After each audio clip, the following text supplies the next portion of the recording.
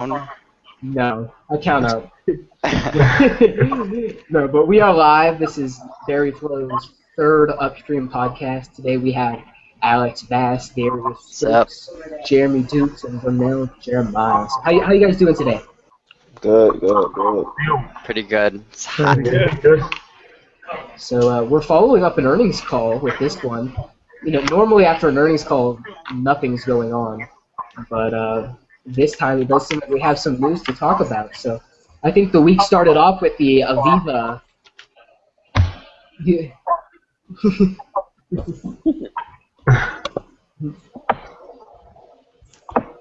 Okay, what? The Aviva? hmm Oh, the iPhone hacked? Yeah. Yeah, did they ever make a statement about that? Did Aviva ever make a statement? I don't think they did. I think it was just reported by the Register. Like no one else really got behind it. Yeah. So who knows how true it is? But you got to kind of think about it. How many security faults and hacks happen that we don't ever hear about? That the company just hushes up. Right. And another thing about it is, and because we don't want to sound biased to other consumers of different platforms, but this isn't like the iPhone's fault. It's kind of a software issue behind the security settings with Aviva. So hopefully we don't see a lot more of incidents like that happening, but the likeliness of it happening again is pretty likely. I mean, those things are just going to get big in the future. It's kind of like the new thing for hackers to do. It's just they're doing it for kicks now. But just luckily we don't hear about BlackBerry, devices in those situations, so it's a good thing. What were the details on that? Was it their system that was hacked? Was it their phones? It seems like they took over the corporate servers. They were able to hack in. So they were pushing notifications from the corporate side. They sent them an SMS message and an email saying that they got hacked. So Yeah, that wouldn't have happened behind Bez. it wouldn't have. There's definitely they just breached the security layer that they had, and it's bad because really Mobile Iron is one of their top competitors aside from VMware now, who just picked up Citrix. So it's kind of interesting to see that security is just going to keep being a prevailing part of mobile devices and of course the endpoint management thereof. So interesting to see. Yeah, speaking on this whole thing, if any of you watched the I/O, Google I/O, they discuss a little bit how they're trying to do some enterprise stuff, and they're mainly using was it Samsung who came up with, I can't think of what it's called. Knox, yeah. So I kind of think I think they're trying to combine the two, and Amazon's trying to get more serious about enterprise, and it's just that they explained you can kind of segment your phone and have business apps and then personal apps, and it's this is what BlackBerry Balance does. But you see all of these companies now, these big companies, running towards enterprise because they see the advantage in going with enterprise, but BlackBerry's already had. We just need to, they just need to continue pursuing this. You're absolutely right. Right off of Google I/O, we saw them announce Android Auto, which that too. Everyone's running rides in both Apple and now Google are riding off of QNX's platform to get into the car. This is really interesting to see how they will be marketing essentially what BlackBerry is supporting. And I think as we look at Project Ion and a couple of these other projects that they're working on, it seems more like they want to facilitate the data handshake securely rather than have to be the hands themselves. Yeah. Kind of interesting. So for you developers in here right now, you guys did get a new 10.3 OS to play with, a new beta OS. Oh yeah. Yes. Yeah. Have you guys been testing any of your apps against it yet, or? Jeremy, you could talk about that for a second. I haven't done a whole lot. I've done some of the UI stuff with the branding colors and the signature action, but I haven't really dived into the guts of it yet. I do know it breaks Mocket, one part of Mocket, and for no good reason because there's nothing wrong. But hopefully, I haven't tried it on the newest, the DevOS from last, the 700. So maybe it's fixed. But I know when people were running leaks, Mocket was broken. When you try to change the size of the text or the color of the text, it So wouldn't work. you're gonna have to do some retrograde there to get that up and running. Maybe. Did the SDK, the 10.3 SDK did go gold, correct? Yes. Yes. It is Yep. now gold. Alex, you were I sitting in definitely. on, yeah, you were sitting Yeah. in on the 10.3 virtual conference. How was that? Yeah. So it was good. Really quick, I'll mention that I got some motivation to do like what Jeremy said with the app. You kind of just throw in the signature actions, and my app is kind of like 4 separate partitions. So I was, doing the branding colors differently on each section and having some fun with that. Um, and then the conference was, a lot of stuff that we already knew, but they went into more details about the adoption rate of how many people are upgrading from 10.0 to 10.1 to 10.2, and a fairly significant number of people were still on, have moved to 10.2.1, which is good. And they were mentioning that they're hoping to bring that number up higher for 10.3 because, the past operating system update, they have like the auto update. So if you have that check mark, then it will automatically update your phone.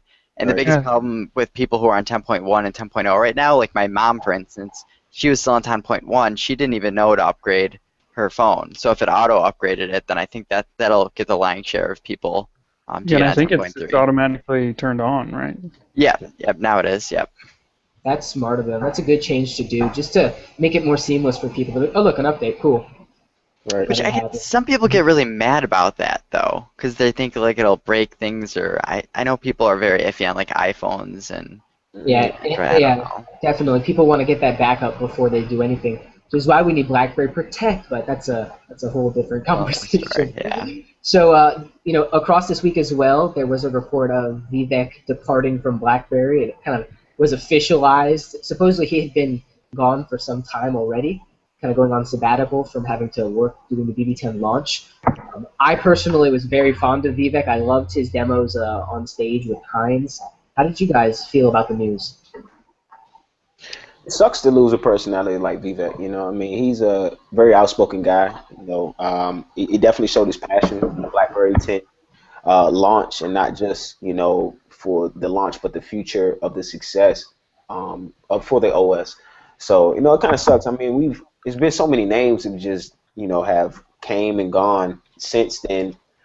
So in the same sense, you just had to take it with a grain of salt, so to speak, and look for the immediate future for BlackBerry. I think John Chen is putting a lot of names, and I don't want to say names, but people who have great creative mindsets in place there at BlackBerry to further along the progression of what BlackBerry is doing right now, especially within recent weeks. I think you definitely see that he has the right people there right now. So Vivek gone, I don't think it's going to be a big loss for them or anything like that. The ball's going to keep rolling, and they're going to keep doing what they have to do to make things happen there. I think he's slowly been working his way out anyways, because if any of you saw BlackBerry Live, it pretty much had him there, but he wasn't on stage. They kind of like said they played this whole joke where he was at the beach and they had like this fake green screen behind him or whatever the heck they were doing, but they didn't really have him Well, do that much. they were demoing the BBM video in car. Okay, yeah. But it was weird to not see him on stage there. And then, like, at the after party, I saw him, and I wanted to go take a picture with him. So my buddy took my phone to go take a picture, but then it started saying, like, I had memory card issues. So he comes over, and then Vivek is like, "Whoa, what's going on?" And I was like, "I don't know, I'm getting this error message pop up." And he's like, "Oh, let me take care of this." Or he takes my phone, because this is what he was like, had a software guy, and he's like swiping around using the phone 50 times faster than I ever used it. And then he goes and fixes it. He's like, "Here, you're good." And I was like, "Thank you." That was kind of cool. So then I took a few pictures with him, but yeah, he seems like a good guy. Oh, he saved your phone. Yeah. that is pretty dope. Like, I wonder what he did to make actually fix it. Yeah. Yeah, but So what about you, Jeremy? What are your impressions on it? Well, and the first time I met him was in San Jose. It's like the first conference where they took the elite developers and did something like pre-conference. Hmm. And I mean, he's a good guy. I mean, he definitely is a good speaker. I mean, I'm kind of sad to see him go, but he's been kind of not in this in the Yeah. public light for a while. So, it was kind of one of those things I was half expecting. Now that they're shifting focus, but it always sucks to see somebody go, especially someone that was very public, like Yeah. Brian Zupert was. Hmm. When he left. It was that the one I'm probably most sad about would be Brian and Dev Relations, but Yeah. Is he Well, is he is he with the Communitech now up there? hmm yeah. for people that don't know, at least bring this up, Vivek left apparently on his own accord, and I think he's actually taking some time off from work just to be with his family in the UK. So it's not like their BlackBerry went and fired him. But then again, I don't know. That could just be what they're saying. You don't really know, but whatever. It was a graceful bow out, Yeah. Yeah. Yeah. So, yeah, what were your thoughts on him, Ronell? No, I was gonna say, like on his BBM channel, uh, his was in January, and he was talking about going on vacation and spending some time with his family. So, I think it was an early decision, probably like early in the year. You know what I mean? Yeah. Writing that first year of BB10's existence, 10.2.1 is out, everything is a little bit more stable, and I can kind of decompress. Absolutely. Did any of you guys get a 10.2.1 update? Because I got the 3247 update OTA the other day. I guess it released a new version of 10.2 with just some battery and bug fixes, and it released over in Asia Pacific. And my Z30 is actually from over there. Are you on Verizon? No, that's my other. That's my other one. Okay. Yeah. Which version was it? It was 10.2.1.3. 247. Yeah. Yeah, I installed it, but I didn't get the OTA.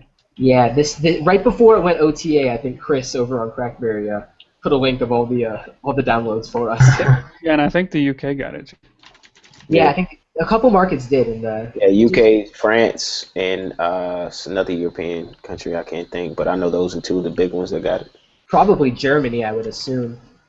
Verizon's still on 10.2.1.2022, I think, something like that. Yeah. I think Germany's waiting on that 2.2, so I don't really see them getting any more OTA updates with 2.1. I think that 2.2 is going to be their big one until the 10.3 release of, with the devices, and then 10.3.1. So, have you guys been following the Z3 launches in the different countries? I know they had one in Malaysia, Vietnam. I think on the 25th they launched it in India. They have the UAE coming next on the docket. Yeah. I showed you guys in the BBM group the picture of those Arab stickers. I think those came out just a little bit early. I think they were going to have them coincide the Z3 launch, and it just I don't know, because some people said they can't access them or the purchase doesn't go through. So who knows? Some people probably got them as well. So who knows at this point? But Z3 overall seems like it's doing pretty well in those emerging markets. Yeah, it has a lot of anticipation, a lot of build behind it. A lot of people really want it, in those emerging markets, and especially, like I said, those are the countries that still believe in the brand. Like, they're looking forward to that device. So I can only imagine, like, if the Passport gets a chance to, have its reign over there, and what it may be able to do there. But Z3 has a lot of potential behind it, especially if, like, coming stateside, if we get, the LTE version of it, does come here, and I'm sure it will. But when it gets here, I think it's a device that can sell. It has a lot of appeal to it, and it just the form factor of its, itself. It's a device that can sell. It's a device that can be in a lot of people's hands in terms of real estate, in terms of the price point. I mean, it's everything you kind of want. Yeah, and it's the same reason Windows has any traction in mobile. It's because they started making cheap ones first. Right. If you look at like the marketing that they're doing over there, like it's a lot. Like they're actually doing a pretty good job. I think like billboards, like busy areas downtown Indonesia. They got things going on there, so they're doing a good job with the launch. I think. I want to see more of that stateside. I think just because it's not a whole lot of marketing, but it's little marketing, and it's something that people will actually remember and think about in return, especially when there is an upside, or when there is a device launch of some sort, and people are like, oh, you know what? I remember seeing that ad in the subway, or I remember seeing that ad in the mall.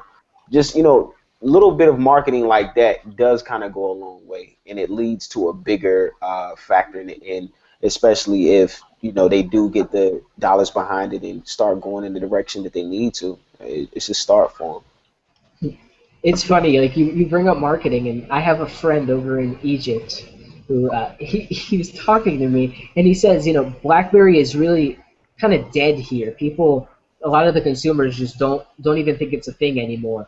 And them. he pulls out his Z30, and it has the same effect we all do with our friends and family. That people go, Right. whoa, is that a what is that? That's a BlackBerry. Yeah. That's a 5-inch Yeah. BlackBerry. It just No people way. have. Yeah, exactly. People could just go wild and out. He says that people buy Samsung devices in that region a lot, and what they do is they'll put pretty girls in at the little stands and the kiosks, and they'll sell the shit out of it. They'll get direct with consumer, and he says that a lot of people will buy the devices even though they know they suck. Just because everyone else has them. Yeah. Like a part of it, and it's like, as you said, Darius, bringing that kind of marketing to a lot of these markets is going to be good for them, because it gets down at the ground level where they can actually talk to the consumer, put the device in their hands, and then walk them out with it. Yeah, I mean, BlackBerry, they of course they don't have the money that Samsung has to just spam the world with just different type of devices. Like, I work with this girl, and she has the Samsung Mega, and she puts it to her face, and I swear to God, it covers the entire right side of her face. And I'm like, how can you even walk around with something like that? That phone's like 6.6 inches, right? Yeah, it's a like tablet. almost a tablet. Like It's not. It is a tablet. It's not. It's a phone, but it's truly a tablet. And I'm just like, there's no way. You have a Samsung Galaxy Tab on your face right now, but Have you seen the mock-ups for the iPhone, the 5.5 inch? Because Yes. Apple, people have been comparing it to other 5.5 inch screens, and the iPhone is like almost an inch taller because they have these really like big bezels in the top and bottom. So it's like now one of the iPhones is going to literally be this big device, even compared to other Android devices that are the same size as it. It's still significantly larger. It's just, I don't know how well that's going to go, but I don't think they got it right. Like, in terms of trying to just bring a larger size phone to the market, I really don't think they got it right. I think they're just saying, okay, hey, we have a bigger size phone, come get it. Because if they really wanted to, they really could have took their time, and they could have utilized it to be a device that not only has more real estate, but in terms I think they have to change the OS a lot. entirely, yeah. And they haven't, because their OS caters to a certain size. It really does, in terms of just the rows of icons and the columns and so on and so forth. With the larger size screen iPhone that's going to come out, it's just nothing but another option of a device that you can pick. It doesn't bring nothing that the Passport does, so to speak. The Passport will speak for itself, but the form factor that they brought, if you go to Crackberry right now, the Passport is speaking for it. So exactly. I mean, it's saying a whole lot of things, and that's showing you that's a brand that got the form factor right. Like, and I told people in the last podcast, don't worry about the form factor. It's gonna be exactly what you want, and when you have that device in your hand, you're gonna say it's the best device that BlackBerry has put out thus far. I mean, the problem is Apple is seeing that all of these large phablet phones are coming out from Android, but they're not keeping in mind that Android devices have the hard button to go backwards wherever they are, and they also have the top left corner to go back. Yes. iPhones, they just have the top left corner to go back. So when you get a phablet device with the one home screen button and the top left to go back, it's going to be a pain in the butt to use unless you constantly have two hands on it and you use your left hand to go back. It's just not. They need to change and adapt with their operating system for tablets. And exactly what I was saying is just they haven't catered that device to truly be what it's supposed to be, so to speak. Yeah. I mean, I'm excited about the Passport for a couple of reasons. I think they're finally getting the point across that they mean business with QWERTY. And people think QWERTY is dead, and BlackBerry is about to innovate on top of it and be like, no, it's not. It's kind of like they're going against the grain, so to speak, with everything. As devices grow taller, they want to go wider. They want to explore this kind of unique junction in mobile where they can build something that really is not going to be built by anyone else. And that So, keyboard hasn't gotten better in like you said before, James, like with capacitive LED keys, it's just gonna get that much better. I mean, you're gonna see more variants of the Passport. It's gonna be the Passport 2. There's gonna be the Passport yes, 3. this is the next storm, guys. Yeah. Yeah, This it is the is. next storm. I don't think they're going to change the size. Absolutely. I don't think they're going to do those things. I think you'll see more of and I would love to see it, and I think it can happen. And people, and when I speak of this now, I think people might be like, this is your wildest dreams. But I think we're eventually going to be able to see the letters within the keys, especially with capacitive LED keyboard. You're going to be able to see those letters, and you're just going to flick from the straight from the keyboard itself. I think it's going to be dope. It's so much potential behind the Passport. It's so ahead of its time that people aren't realizing it. And it's one of those things that a couple years from now, you're going to say, man, that's the device that changed the game for them and really put them on the right track that they had to go. It's like it's a foot in the ground, and I love it because they need that. They need to be like, yeah, we can innovate still. Yeah, we got 10.3. Yeah, we got Amazon. It's like everything you put against us, we've gotten past. What else you got? Right. It's real innovation. Like Alex was bringing up with the Google I/O the other day, and now they have the the action notifications. Yeah, action roll. Been here since last year. Apple finally brings it to the forefront. Now Google's taking it. Well, I actually just learned what that really was. Like if you're playing a video game on your BlackBerry device and you get a phone call, you select the phone call to pop up over it. What they're talking about is if you're within, say, a game and you get a phone call, you get a little action roll notification. You can ignore it there. So it's actually something that BlackBerry doesn't have. But it's still it's not that big of a deal. It's more of they don't want to throw that while you're playing a game or in full screen immersion. I don't know. But it shows the difference of the two devices. I mean, one is catering for consumers who play games, you know, and who would rather ignore the call. Whereas a BlackBerry user is going to pick up the call. I mean, you're playing a game to waste time until you get that important call. Exactly. That's the difference. Well, I'm gonna show my geek here for a minute and share my screen. Yeah? Do it. Is this the first screen share we've had on Upstream? Yes. Jeremy brings the first. Try and lock it on him. Lock it on me. So now this is Star Trek I'm going to talk about. Is that the Passport? I made a tweet the other day. I said if you're a fan of Star Trek, you can appreciate the size and the form factor of the Passport. And this is why. Nice. It's like it's perfect.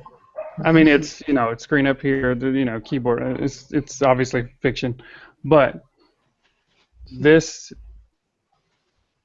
can be successful in my opinion. I don't know if I'll use one.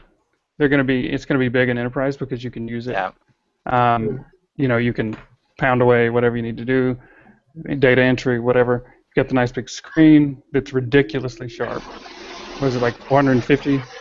1440. Oh yeah, 1440 by 1440. 44.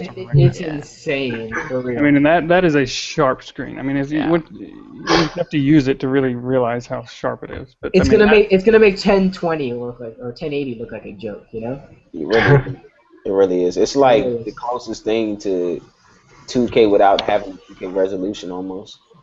Or is that 2K resolution? I don't even know, but it's just. Jesus. It's difficult to deal with that when you're talking smartphones that are so tiny or whatever. But. And people I know have been talking about, why does the Passport have landscape support?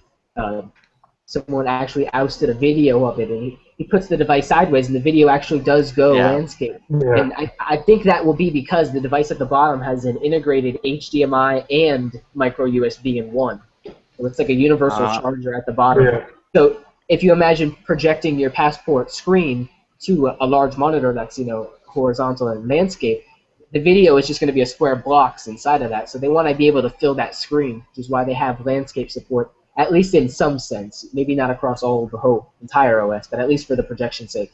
Yeah. And reading the preview, the guy was talking about, I have fairly large hands, and I can't get to the other corner of the screen. That says a whole lot. I mean, that just really tells you right there, you know what? They have a lot of real estate on the device still, with the keyboard still there. And for the device to not even really go past 5 inches is saying a whole lot for BlackBerry. Mm-hmm. Like, they took their time with this device. I'm excited about it. So can we call it a phablet? Yes. It is But is it? It's like it's a A QWERTY phablet. quablet? A Quablet? quablet. No, we can't say It's got it quablet. needs We a cannot say. yeah. Aquafab. Quablet. It's got to be a Your quafablet or something. tablet. Yeah. Quablet. It sounds like a fucking Pokemon. Yeah, a QWERTY phablet. There you go. That's all. QWERTY phablet. But it's But it's a mini tablet, in my so opinion. are we all here across the board getting passports next, or are some of us looking Q20 or I mean, something I, else? I, Or I plan to classic? get one. Classic for me too, definitely. Yeah. 100%. Really. Oh yeah. I'll be getting a Even passport if it is lower specs. Yeah, like just because it's cool. I may not use it exactly. every day, but I'll have to. Be nice to hold on to for a bit. Especially being a This, dev. Absolutely. this, it's like the revolutionary bold in 2014. I swear. You gotta have it. Nah, I definitely got to get a passport. I mean, I'm still waiting on the arrival for a full touch monster from BlackBerry, which I know, and I'm crossing my fingers will come first of the year. But I'm definitely getting a passport. I mean, I was like really this close last buying the Z30. Then I was just thinking to myself, you know what? Just wait it out and get a passport. It makes no sense to sit there and drop, 500 for this device, and then you're going to be paying just a little more than that for the greatest and latest. So I definitely got to get a passport. So as we transition here, we know because we've seen that the passport device, at least from the screen renderings we've seen, has an application called Blend on it. And there's a lot of talk as to going on what Blend is, why BlackBerry has not even really talked about it at all. They put out that piece that they did on Inside BlackBerry blog about the passport, and they actually pulled it shortly after it got posted. Yeah. But of course, Nice being high res picture yeah, of the yeah, app. the blend icon right there. Again, Yeah. haven't talked about it. People are wondering, and I know some words have been said online that the blend application and infrastructure may be BES connected service. That you have to have a BlackBerry Enterprise server to actually run blend. That it may not be something you or I as a consumer get.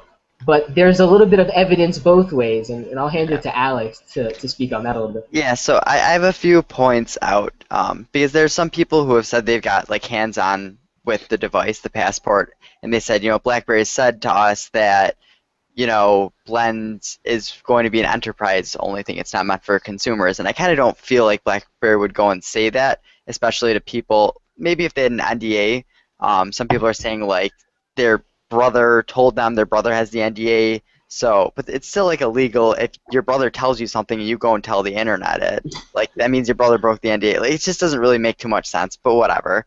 So, really what's going on with this is someone brought up, and I installed the 10.3 that came out, and if you sideload the newer bar file of the music app, then it says, if you don't have any songs in it, it says like, please connect your device to BlackBerry Blend to manage your music.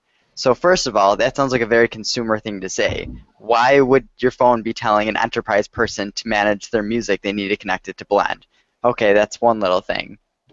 Chen mentioned how by the end of the year they're planning on making $100 million from BBM.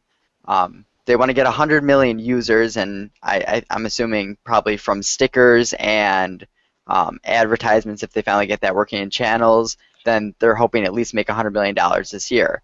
So the way to grow BBM and BBM channels is you need some type of way for computers to connect to it. I don't think like an online portal would be that good of an idea, but I think Blend would be a very good way so I can use BBM on my computer. Enterprises can use BBM on their computer. It's a very consumer thing in the sense where I think like WeChat, they have an online or they have a computer client for it. Apple, they also have, you can connect to your Mac and you can use SMS or iMessage. Mm-hmm. It just sounds like the natural progression.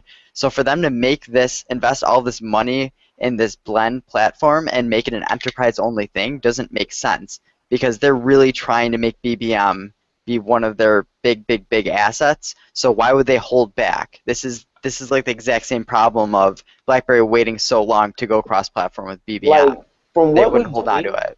From what we've seen from blends, me personally, I haven't seen anything that says that it's enterprise based. Like Yeah. it just looks consumer based. I Period. mean, Like, we just saw an online a demo that came out of it, and the video was regarding it as like a VPN-less solution to connect to your email, so Right. you right. don't have to go through the corporate firewall. I mean, Right. That, maybe the first things we've seen have kind of shown us more of a consumer side of what it's capable of, but I think at launch it may be an enterprise-focused tool. well, Then now, maybe branch it out later. Jeremy?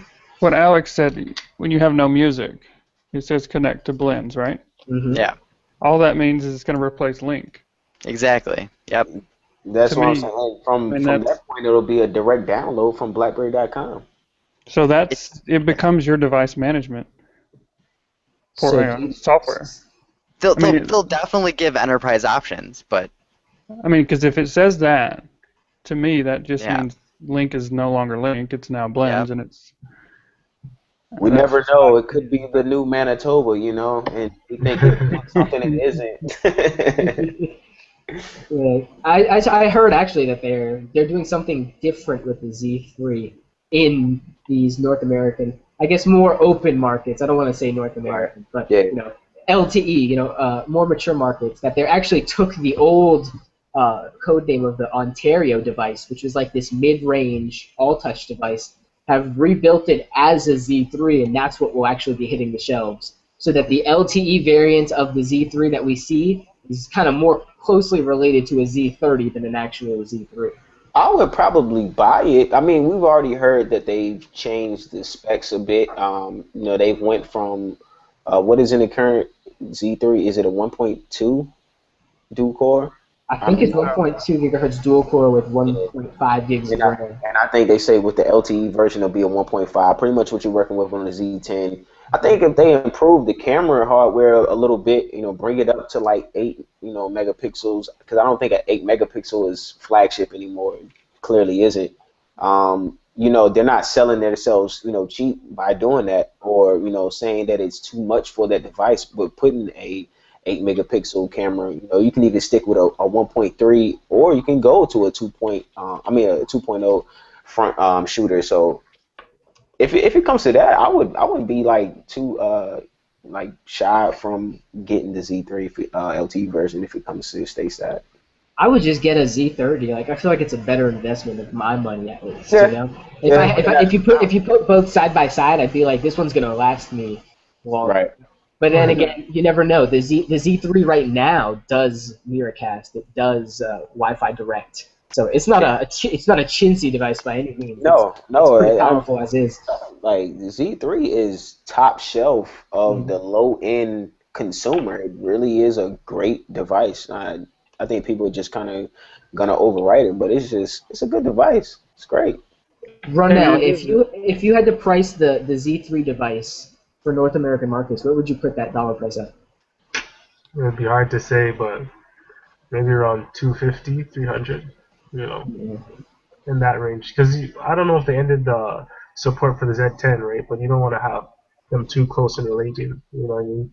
It's bad to have two products similar specs. If that's the case, it's a harder decision for the consumer, right? So 200, 250, that probably put it at. I would like them to go like 275 and then do some discounts later down. And I think people would buy it just because the price conscious people would be like, well, it's under 300. Right. That's half of what I'm going to spend, long term on a contract or something like that. But Jeremy, what were you going to mention, Jeremy? No, I was just gonna say somewhere between 2 and 3, because I mean, as a consumer, 220 is no different than 290, really. When they think of it, you're just gonna say, like you said, it's under 300. To anything would be a good point. It just makes you wonder, like, they hiked the price on the 9900. It's, the 430 in Canada. What do you think the classic device is going to come in under if we look at price point? 400? Between 4 and 500? Or do you think it'll kind of carry a top tier, The akin to a class, Passport? classic. Yeah, the classic. Yeah, I think it's probably between 3 and 4. I don't know. It may push closer to 5. I don't see it going that high though, because it is a mid-level device. I From think what But it's totally, and like we talked about in the last podcast, it's a total like enterprise focused device. So, why would they not price it higher, even if it is mid-tier? I mean, I it is think it's going to Foxconn, though. be. To, I to think it's get going to be to get it in more people's hands, $150. Alex. You know, Sorry, 'cause what? if you can make it cheaper, you can get it into their hands, more enterprise hands, and that sells Bez. Yeah. So That's true. I if they think they can should get, price it just under the 99 whatever, because yeah, the 9900, because they need to buy the classic. They don't need to buy the 9900. I Yeah. agree, and I that's agree. kind of why I brought it up. Like 430, would you want to pay more or less for a classic? Kind of, you know. In that perspective, I mean, what do you guys think is? Do you guys think there's going to be anything significant with the 10.3.1 update, or do you think it's going to be kind of what we've seen, but a more stable version thereof? Yeah, I'll touch on this real quick. Just looking, because I had sideloaded the developer build, and then I've been sideloading all of the apps that came out, or someone installed, or they released like the 10.3.0, and it's like 7.1.2 or whatever the heck it is. So the apps run. First off the bat, like I have an Android app here, a skate app, and it runs very well. I tried running it on my Z30, and it didn't even load up. It would just crash. So Android apps, ones that aren't running on the current Z30 or 10.2.1, they're now running perfectly fine on this. So obviously they've improved the Android runtime a lot. But what you notice more so is if you just install the device, it's a lot more pretty in terms of learning the device. The tutorials are color coded and they're very easy to follow. They really have that signature action telling you, go, this is the next step. And they're really trying to just make a more conformed way. Someone moving from Android or moving from iPhone, you can now learn BlackBerry 10, whereas before you really couldn't. You needed someone to teach you it, or you had to look online. Now they're really trying to teach you from within the phone, and they're doing a very good job. So that's why I'm excited about 10.3 coming out. I think 3.1 is going to be a lot more stable, just like 2.1 was. It's going to bring those extra features that I don't think we have a clue about yet, but it's going to bring a couple extra features and things of that nature that's going to give it a bit more pop. But it's definitely going to emphasize on stability a bit more. I would love to see BlackBerry incorporate the cinnamon toast feature from the lock screen notification. That's one thing I hope that they do incorporate with 3.1. I would like to see that. So, did anyone notice on the Dev 10.3, bedside mode's missing? What do you think? You think they're redoing it? Mm. I love bedside mode. I hope they're doing something to improve it. I hope they're not just taking it away because No, I don't. No, they would never. It's everybody like it's a fan favorite. Bedside mode is awesome. Perhaps they took it out because it sets the alarm, and the alarm isn't working. Yeah, the alarm's that's why. Right, but it's not even there if you pull down from even if you sideload clock and the clock works, you can't set the alarms. But if you're on the lock screen, you pull the shade down. There's no shade to pull. Yeah, can you set it manually through the quick settings?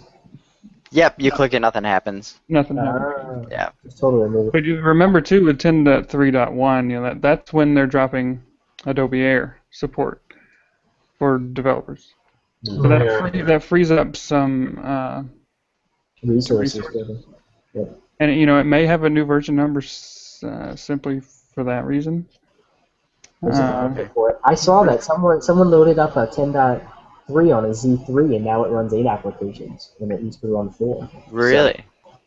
So they're definitely, as you said, with dropping Air, they freed up a lot more space to get things done on the devices. So, and as you said, Alex, Android support is much better. Yeah. Much better. I'm wondering go. Yeah, I was gonna say I was wondering if like in the future they're gonna bring ART, if that's possible, if they could bring it to the runtime later on, because ART, it's replacing the older runtime, right? Yeah. You can get like a lot more speed. If you're gonna put Amazon in there and have people download Android apps and they have 3 or 4 of them, you want to make sure all the apps run and it's not killing the battery and the optimization is up to spec, right? So, but speaking of to release that. So once Google really puts a charge on the ART, then I think you're going to see BlackBerry, and BlackBerry's been good with, every update that they put out, they update the runtime, and that's what I love about them. They don't just like leave it on the wayside. They're like, no, let's get the latest and greatest on there as well with it. So I think as soon as Google starts to push it, BlackBerry will push it as well. It's one thing with, because you mentioned the Amazon App Store again, and this just kind of like brought me back. I went in it to download Netflix on my 10.3 build, and I was like, I'm gonna give the Amazon App Store a chance because it runs pretty well. So I download I download Netflix, and it's like an old version, whereas they just released in Google Play a brand new, they totally reskinned it, and it's really nice. And I'm Yes. like, wait a minute. So now these developers, like, sure, we can get the Amazon App Store, but these apps are so outdated, and they don't even care to update them. So hopefully this changes with the Amazon phones and stuff, but it's Right. like, the Yeah. more I try and accept it, then I get pushed back, and like, this actually kind of sucks. Yeah, I also use Snap a lot. Yeah, Snap is- absolutely. That's all the Amazon App Store is, guys. You need to like kind of separate yourself from it. It's like this is the Band-Aid. dummy version. Yeah, it's the dummy version. Like It's a legal version of Snap. Yeah, Yeah. it's pretty nice. To make it easier, yeah.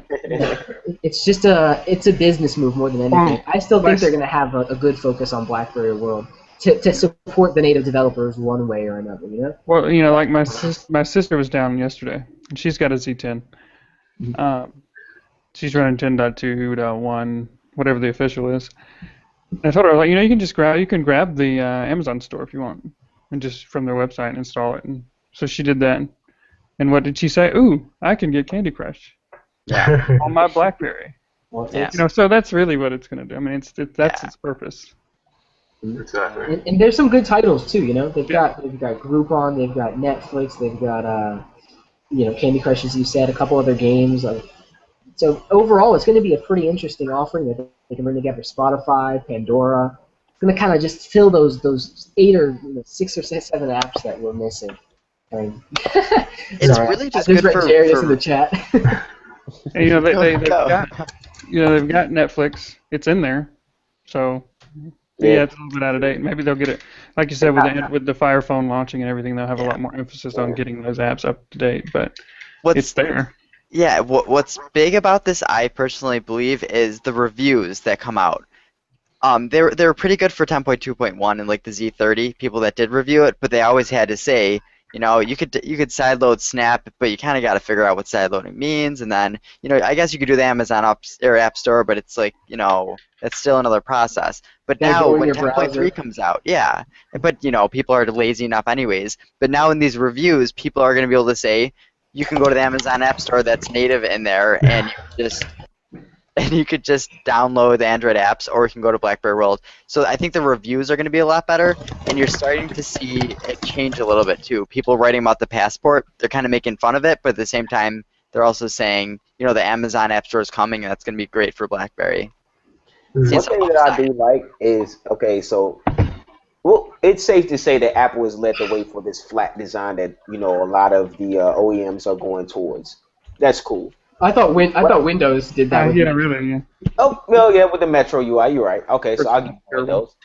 But one thing I do like about it is with the flat design, it fits universally with everybody. Like if you look at the new Netflix UI, it really fits 10.3 a whole lot.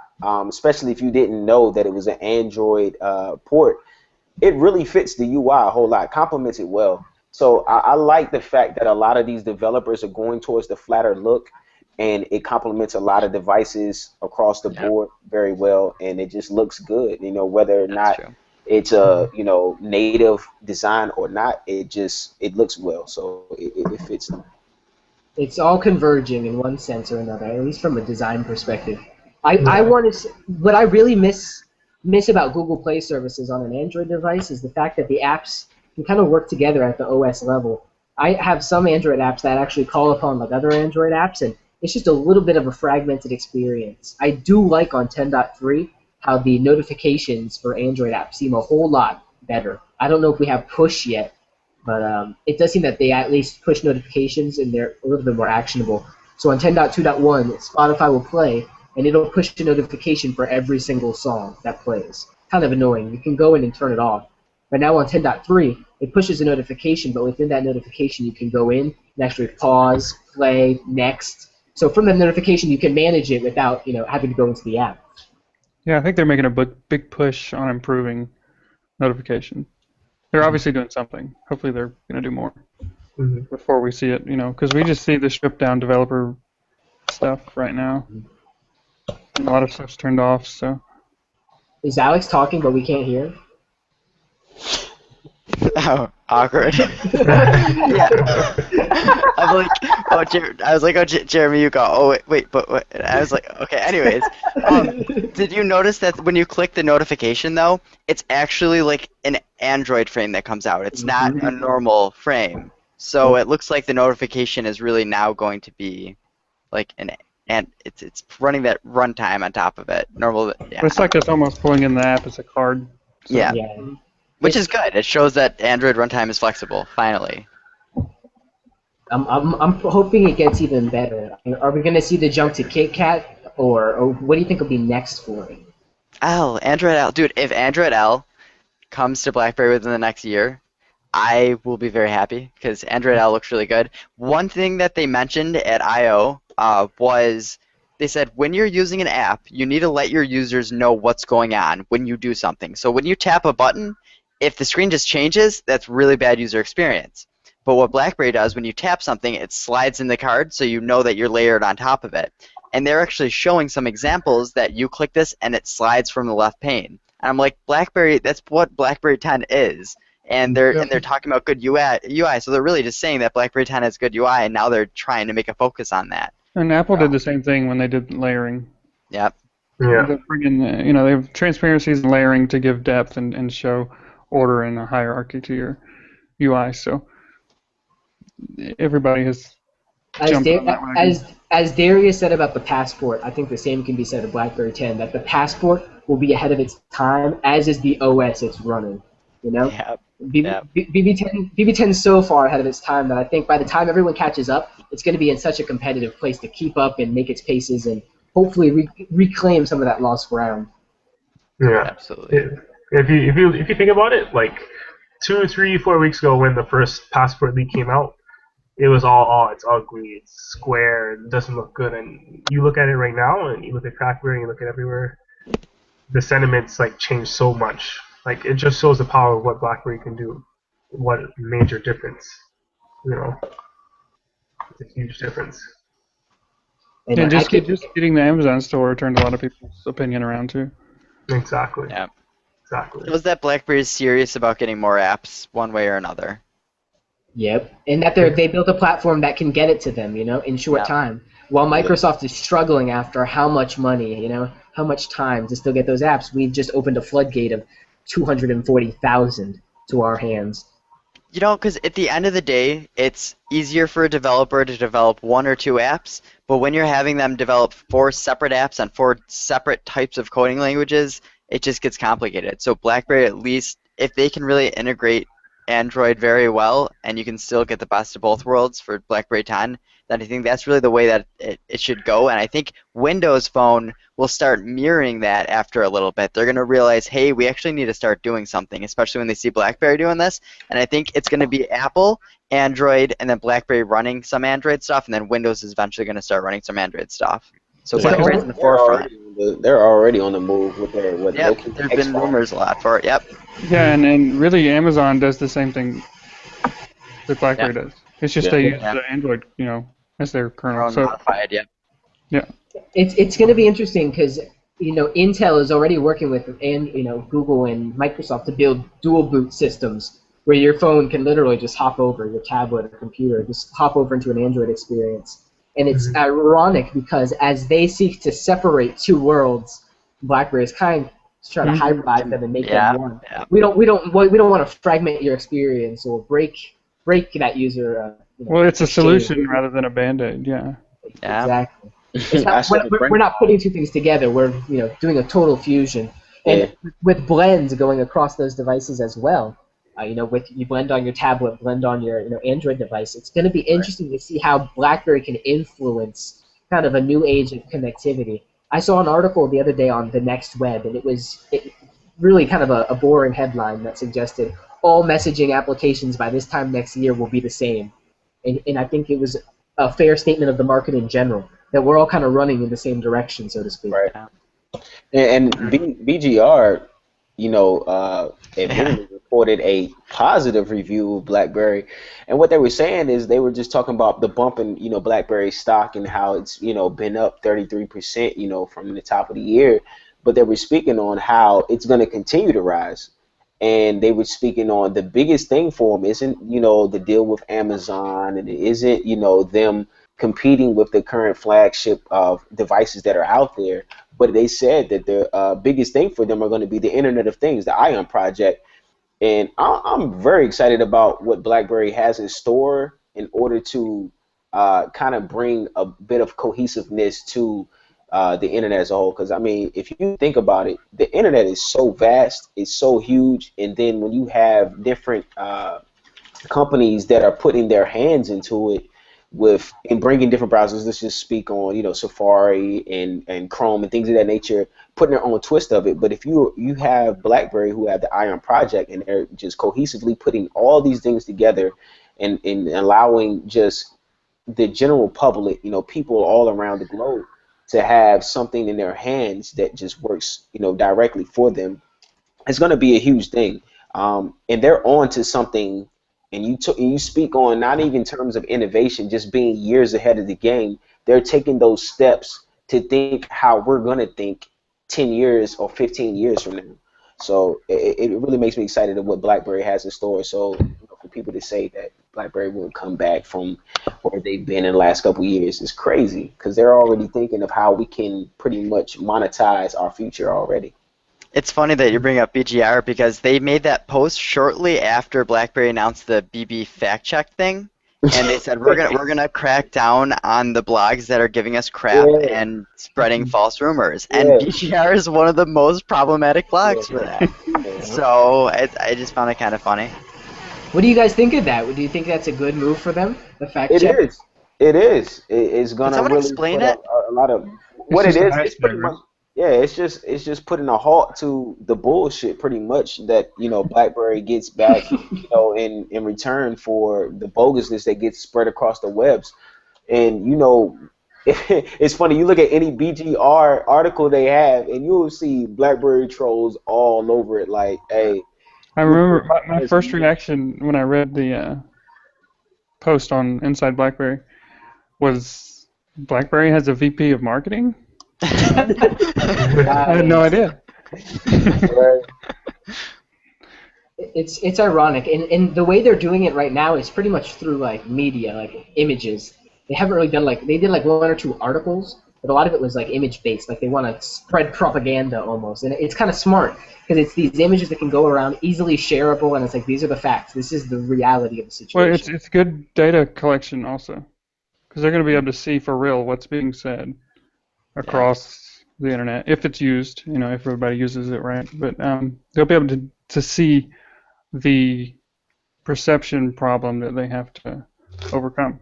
And it's ironic because the biggest perception problem that they have of late is in the enterprise. I mean, consumer kind of gave up on BlackBerry like 2 or 3 years ago, but with enterprises, it's just starting to hit a tipping point where big companies are starting to move away.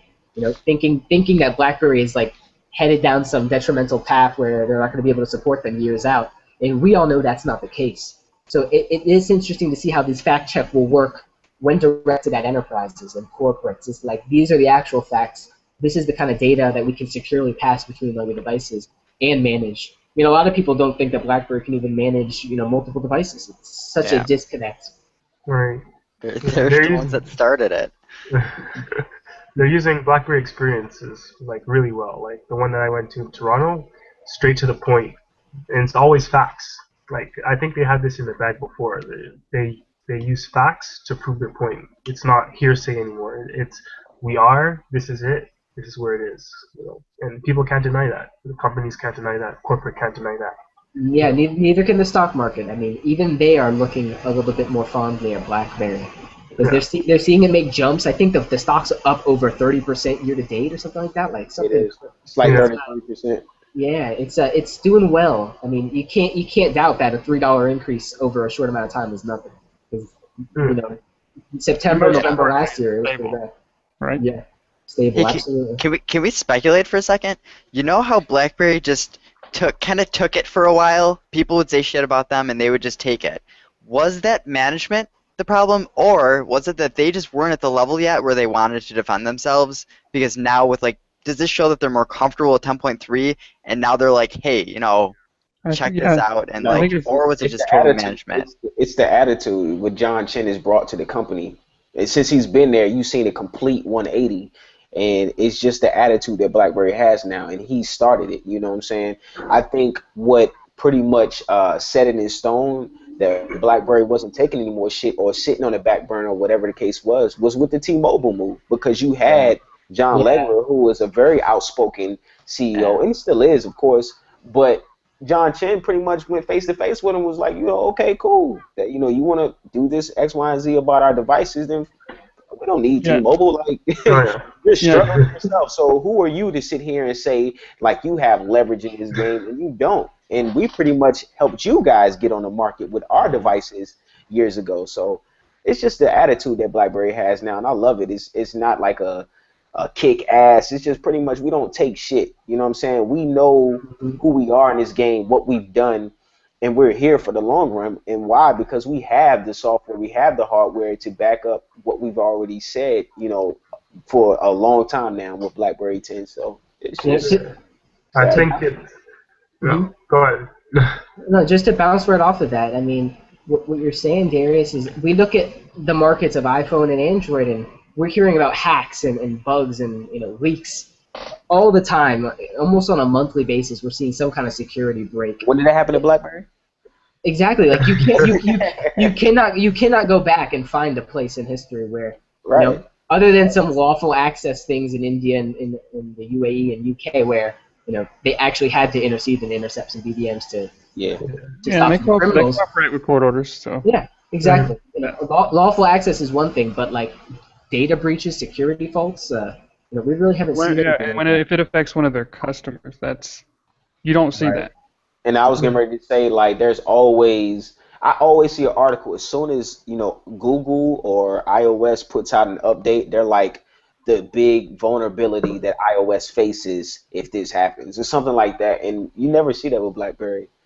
No, So as soon as Apple releases an update, it's immediately everybody knows what the holes are.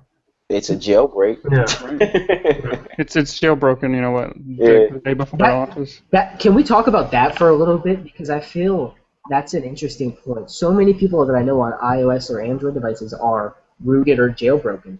It's Yeah. like the core experience they buy isn't good enough for them. No, That's actually kind of funny, because yeah, I mean, you buy a BlackBerry. I don't know anyone who's really complaining about the way BlackBerry 10 is out of the box. Like, I'm totally happy with it. I don't feel like I want to root it and do something. Well, You when can download an Android theme if you want another experience. when on Playbook the was device. rooted, I was not happy, and a lot of BlackBerry people weren't happy. They don't want they don't want it. They don't need it.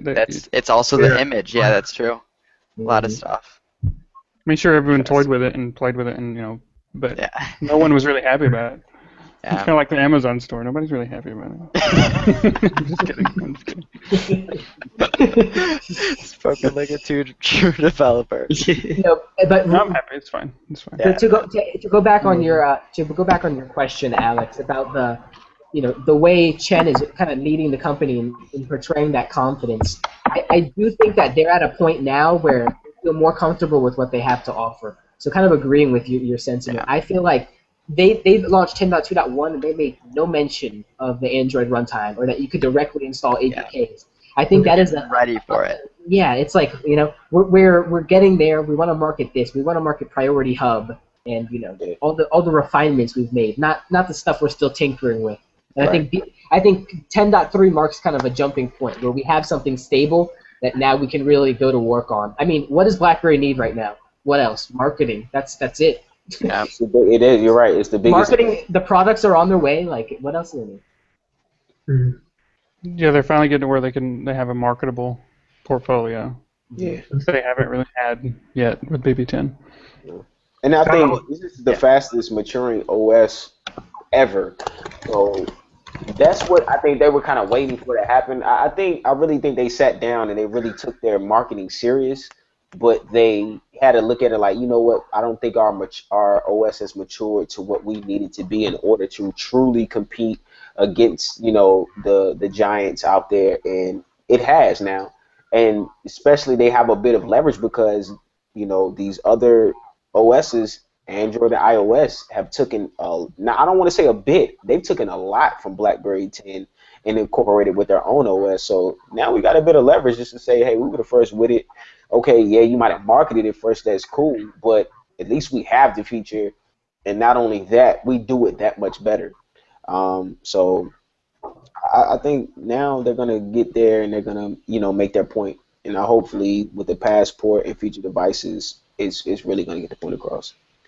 True that. Like, I think BlackBerry takes this. They don't want to bring a knife to a gunfight. They want to make sure they got everything in their pocket. Any weapons that they can use towards a competition, make sure they got it first before they go out and say things, right? That's basically what Chen's trying to bring across, right? So, 10.3.1, it's a huge move. It's a huge move, and I think there's a lot more that we don't know that's coming that they're going to use against the competition, and they'll move forward, definitely, for sure. Right, yeah. I agree, because I think before the problem was they would say things before they were true. Like the Super Bowl ad. What it would said, it was, if you want to call it an ad, it was like, it'd be, in 30 seconds, it'd be quicker for us to tell you what it can't do. Well, there's a lot of things it couldn't do at that point, Yeah. I want to bring up with what you guys were saying. I was talking to my buddy the other day. He actually got a Z10 the day it came out, just like me. And I'm the one that pushed him on BlackBerry, and he liked it a lot. So he's been away for 3 months now. He's like in the Army doing some basic training and stuff. He left before I was really big on Snap. So he doesn't, keep in mind, he has no Snap on his phone, just the native BlackBerry world. So I was talking to him, I was like, dude, so they just made a partnership with Amazon, apps will be easier to get and stuff like that. And he's like, hell yeah, but I'm going to iPhone, LOL. This is the first time I'm hearing of this. And I'm like, whoa, wait, this is like the worst time to go. Like, wait for 10.3, give it a little bit longer. And he said, I was like, why do you want to go to iPhone anyways? And he just said, yeah, the apps are easier to get. It's all he cared about. He's like, the apps are easier to get. And I was like, just wait for 10.3. And then he did say, he's like, I like the hub, but I don't even like the apps on Android. And then he said, but I do realize how much I really like the hub now. So, like, word for word, that's what he said. So the one thing keeping him away from going to iPhone right now, he likes the hub a lot, and he hates how difficult it is for apps. This is the thing, that I don't get, is because when you use iOS, all right, I'll say this for instance. Me using my BlackBerry 10 device, I love using it for the simple fact of just the OS. I don't really use a lot of applications. I use Instagram. I use my banking apps. Other than that, I really don't use any other applications. I love using my device because of the OS itself. I love going straight to my hub and seeing every single notification that I have. I love using my camera instantly and using features like time shift and things of that nature. Those get me excited to use my device. When you have an iPhone in your hand, it's boring instantly. And I'm not trying to be biased, but it truly is. If it wasn't for applications, what do you have? Nothing. When you have Android, all you have is the customization perspective, and that's pretty much it. Yeah. Right. It's BlackBerry. One thing they never forgot is that this is still a communications device. Right. Yeah. Its primary focus is to let you do what you need to do to be productive and communicate. And iPhones ushered in the whole media consumption sort of Angry Birds, yeah, absolutely. This phone is not to communicate with, the iPhone. It's to play games and watch stuff and use apps. Call and text on the occasion. It's I think that's why the Passport is such a important device for BlackBerry.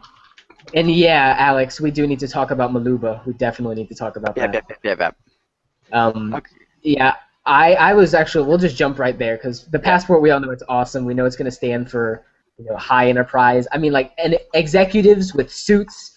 That's the Passport is built for that, But so on the side of the intelligent assistant that we're seeing on 10.3, Maluba, I've been talking to Maluba for a year, trying to get some information about whether they'd bring their Android application over or what they would do to try to support the platform.